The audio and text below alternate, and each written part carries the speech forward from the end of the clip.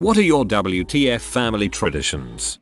The aunts fight. I mean like literally fight. They will get wasted and just get louder and louder, and then one will shout something along the lines of, "You want to back that up," and then they will go outside and fight. We all watch and cheer for our favorite aunt to win, and sometimes we will even videotape the fight so that we can watch it later and laugh about it. It is pretty normal. Vote for your favorite aunt on Spike TV's hit new reality show, Battle Aunts, tonight at 7. It's more between my brother and I than our whole family. Whenever we'd eat at a fast food place, we would play the last fry, and it was just that, the one that ate the last fry won. Sometimes we'd hide it for hours, then eat it and say might taste so good when it's the last fry. One time I put my fry in my backpack and found it a couple weeks later. Totally won that time. I love this because I know how this game developed without needing to be told. Stupid sibling games are the best. I don't know if it's WTF, but in my family, we go to the graveyard on Christmas Eve and pour the dead relatives' favorite drinks on their gravestones. I am from Denmark. One for the homies. When I was a kid, the aunts and uncles would get all the kids a gallon of their favorite ice cream on the 4th of July. They would sit us down at a table and give us all our ice cream at the same time. Here's the fun part. The first kid to tackle the entire gallon of ice cream got $5. This always led to all of us kids eating ice cream very quickly, and thus getting brain freeze, ice cream headache. Within minutes there are a half dozen children roaming the backyard clutching at their sinuses in pain while adults laugh at them. I'm so glad I finally caught on.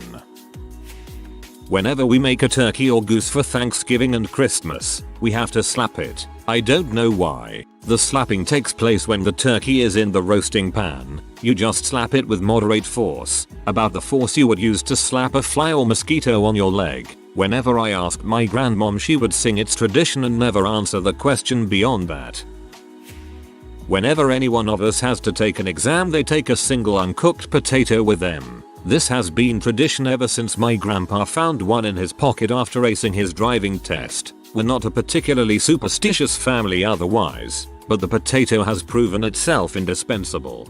Terry Pratchett has mentioned something called the Potato Church a couple of times, a religion based on the simple belief that everything will be alright as long as you have your potato. I'm pretty sure you and your family are the first real world adherents of this religion.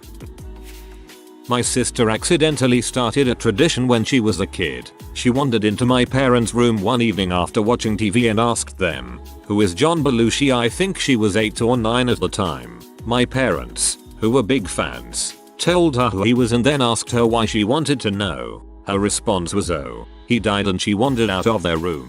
She did the same thing about a week later with another celebrity, and my parents, having forgotten about how she asked about John Belushi, responded the same way, explaining who the celebrity was and then asking why, and got the same response from my sister: "Oh, he died." Now whenever there is a celebrity death, everyone in my family and several family friends rush to call text someone else in the family so they can be the first person to report it, and the call text always starts with "who is," and usually the other person responds with "oh no, how did they die?" The person who manages to tell someone else first usually is referred to as winning that round. We're a little morbid.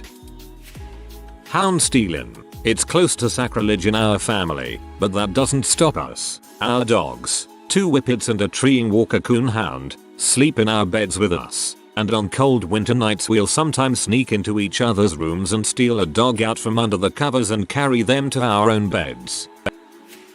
You can open one present on Christmas Eve, but it's chosen by your siblings, leading to lots of under-the-table negotiations, and the eventual selection of the smallest or least interesting looking present. If you were really off, you chose a card to be opened. Lots of fights were had. My sister and I did the same thing. One year, I opened a Nintendo 64 game, which led to us figuring out my parents got us one. I had to stare at that dang game all day just waiting for the next day to play it. My brother and I both got a cake when we grew our first pube. Didn't think it was too weird at the time. Just wanted cake. My family threw a pizza party when I had my first period. Not my family, but my ex-girlfriend, who is Ukrainian. This fact is important to the story. Has really weird family traditions. When she was in elementary school, her dad used to wake her and her brother up 2 hours before school every day. Then he would put on a cassette tape of Ukrainian folk songs and they would take turns singing. When one of them finished a song, he would hold up a card with a number between 1 and 10 written on it to rate their performance. Still cracks me up when I think about it. Her family did a lot of weird things. My great grandma used to do body shots off of babies. Whenever a family member would come over with their baby, my great grandma would check to see if the soft spot on their head had closed up. If it hadn't, she'd put tequila on the soft spot and suck it off of our heads. She did it apparently to close the hole faster, because evil spirits come in from that hole and she believed that it took them out. Some of my aunts still do this. On Easter we used to eat a bunny cake with only one ear, because my uncle ran away once as a little kid, and he took the ear with him. He came back a few hours later when everyone was looking for him, having already eaten the ear. I thought that was about to take a dark twist. We've been waiting for him to bring back the ear ever since. Glad he came back.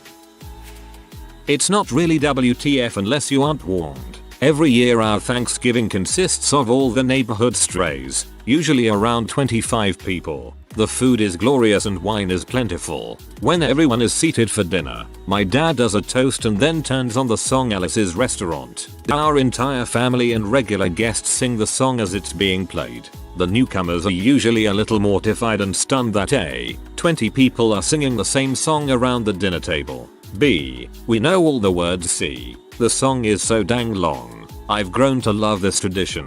Frick yeah, it's not a proper Thanksgiving without Olo. My brother-in-law thought the 3 Wolf Moon shirts were hilarious, so he bought one. My husband also thought it was funny, so he bought one with more wolves on it, to up the ante. My sister and I then bought a wolf shirt for my dad so he could fit in with the guys. They wear these shirts in public when they are all together and call themselves the Wolf Pack. My parents even named their boat 3 Wolf Moon. My sister and I are both due to have little boys this winter. We are on the hunt for Wolfonsies. We always call each other after boarding a plane and say, I regret nothing before hanging up. My daughter-in-law is horrified by this. Pretty short saw gets you for doing this nowadays. Easter, we reenact that scene from Indiana Jones where Indy has to pick the correct grail. 4 siblings, 3 martini glasses full of vodka. One of them is filled with water. We all guess and the winner doesn't take 3 shots of vodka at once. I think this started my junior year of HS. Thanksgiving. The morning of Thanksgiving we all wake up at 8 AM and go to a rifle range. Usually we are either still drunk from the night before or suffering from terrible hangovers. It is just a rifle target contest and the winner gets a silver martini glass. It sounds like you have a giant, alcoholic family. I like it.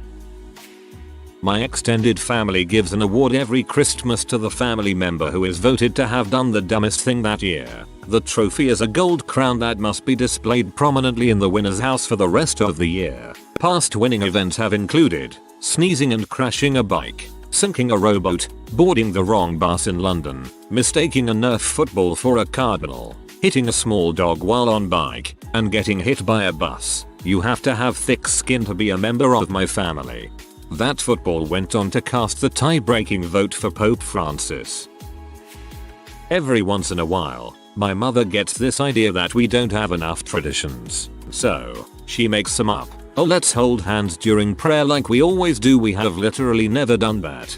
My high school was the worst at doing this, sticking the word annual before the name of any event that we had never done before.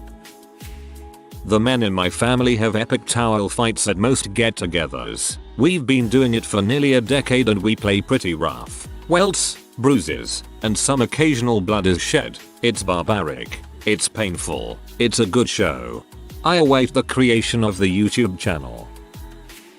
My family has been having a fake plastic ant battle since the 80s. It all started one day when we were at a family reunion.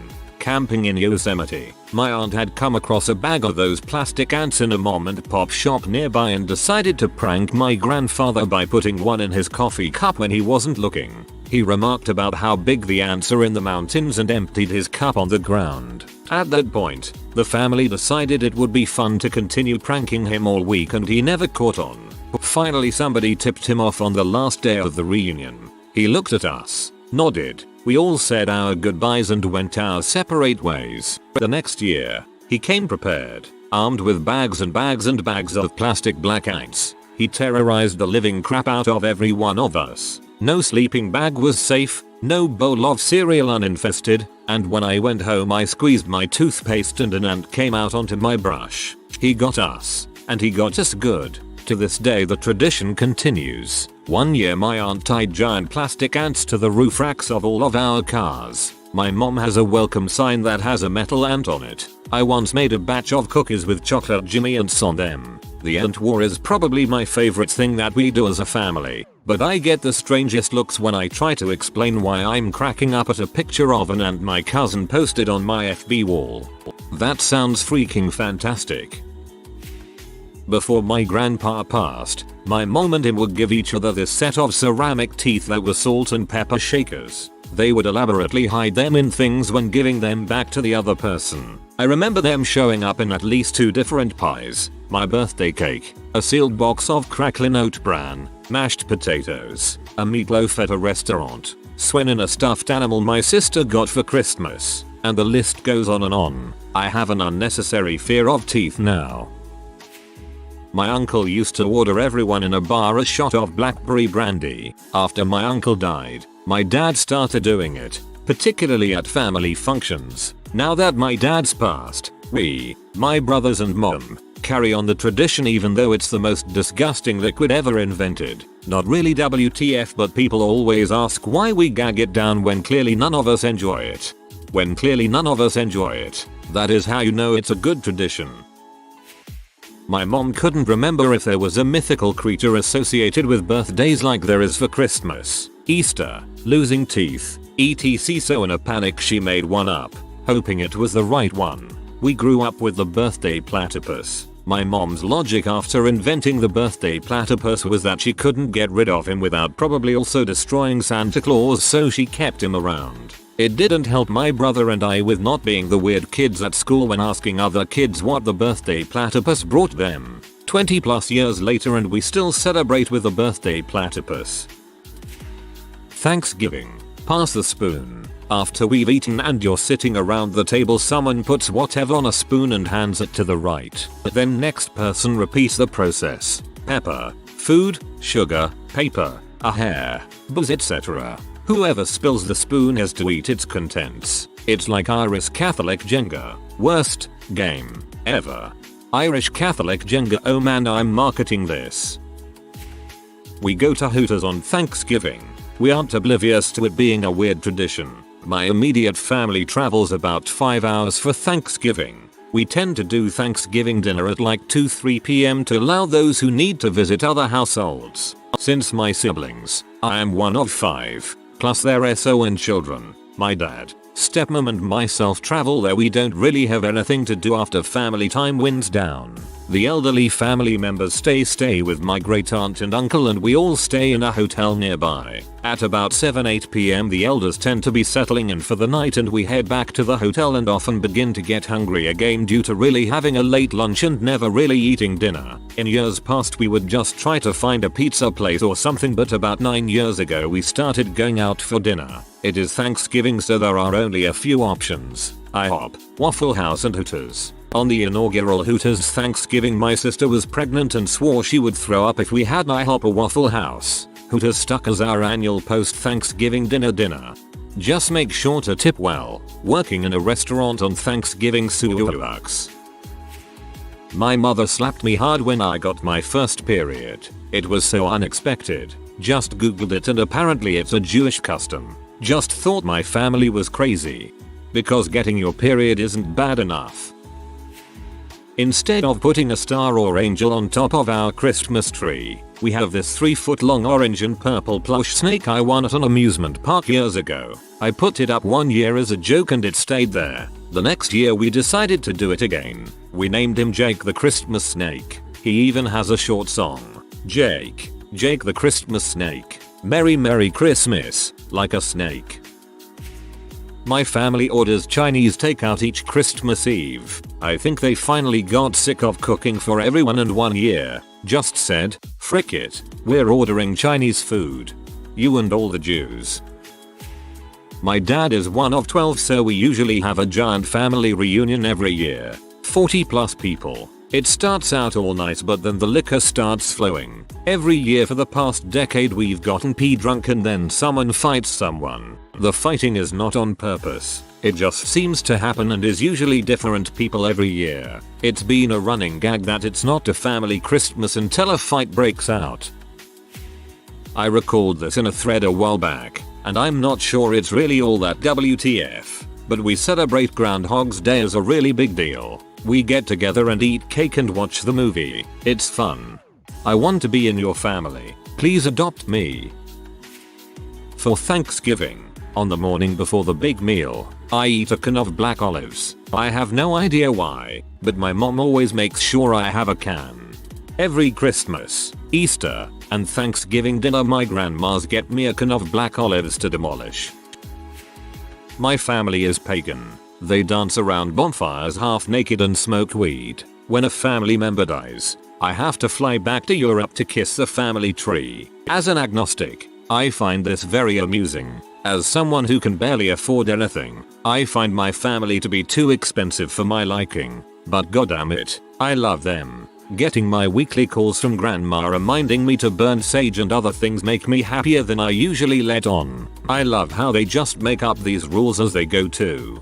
I find kissing trees and burning sage to be infinitely more palatable than having to go to mass. Not me, but one of my best friends growing up always got a box of cereal for Christmas. When I asked why, he said all the kids get a box for Christmas. He acted as if it was weird that I didn't, and to this day he still gets a box of cereal. My family does that, mainly because it is usually a cereal that we don't usually get throughout the year because it is sugary and bad for you. But it's become a tradition to get like Cocoa Pebbles or some other junk cereal next to the stockings.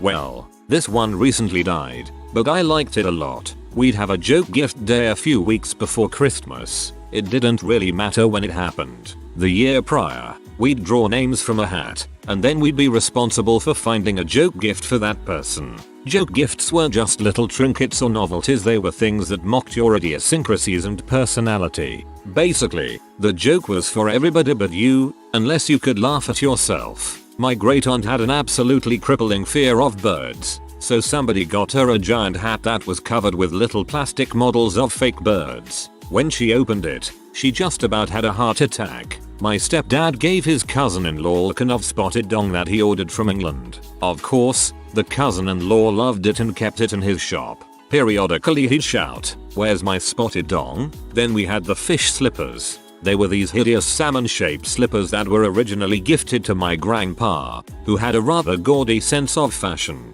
He gave them to his wife, who gave them to her sister, the one with the fear of birds. They were given to my mother next, who gave them to the spotted dong cousin-in-law, and he gave them to my stepdad, who gave them back to my grandpa, which royally peed him the frick off, to the point where he left the party when he got them. Keep in mind, this was a good 7 years of fish slippers. We never saw the slippers again.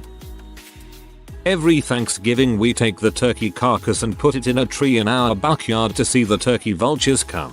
Usually around 15 show up.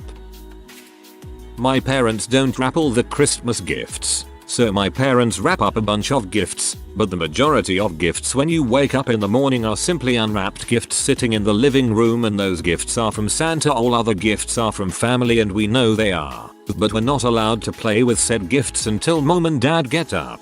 This was my experience too. We would open wrapped presents from family on Christmas Eve and presents from Santa we got on Christmas morning. The presents from Santa were never wrapped. Our Sunday night family dinners end with poker and fire spinning. Also, my mom and I like to get rip-roaring drunk and marathon all the Harry Potter movies.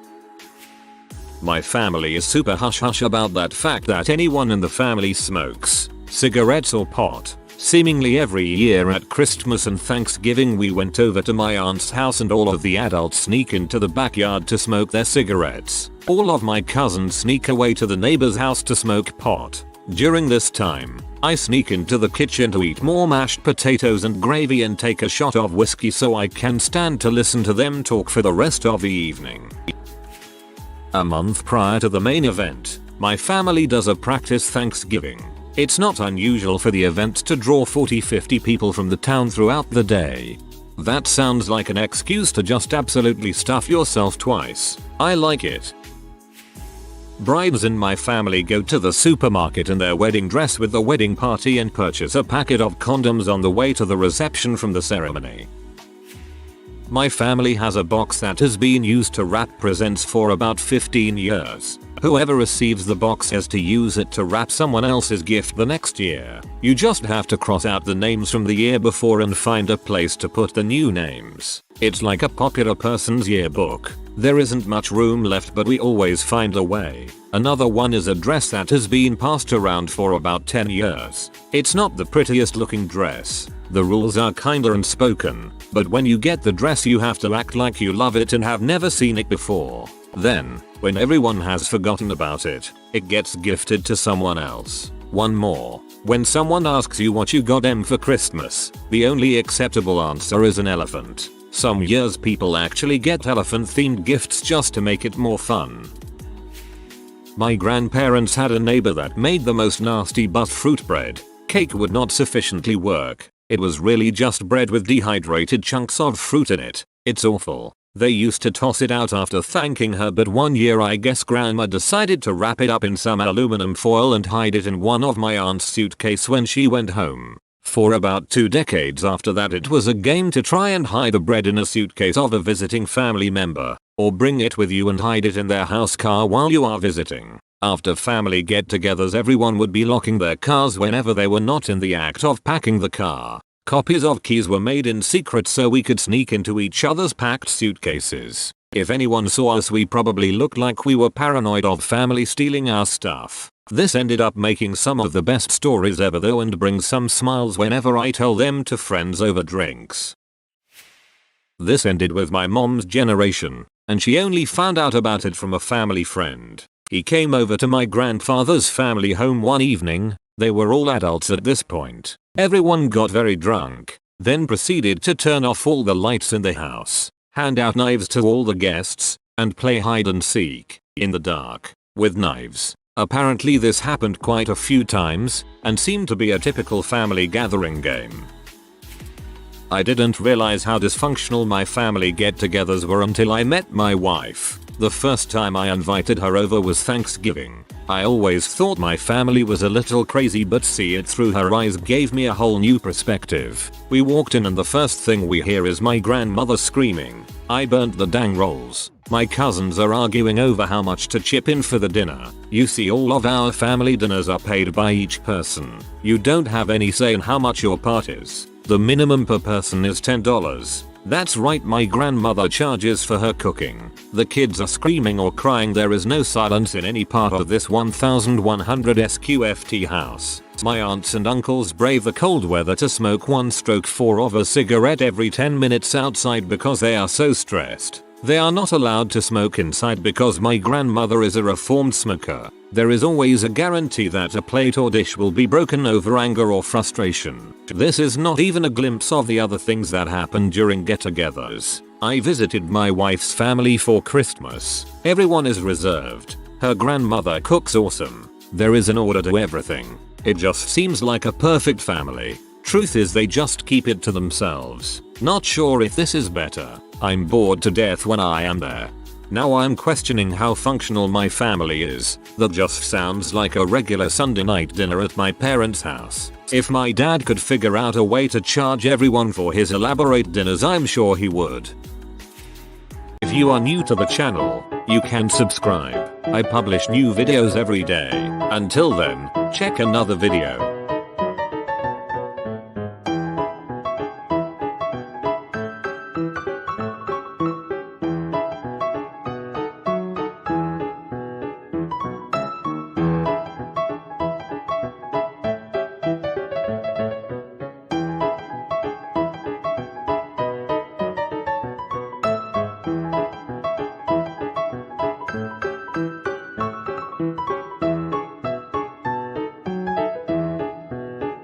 Bye for now.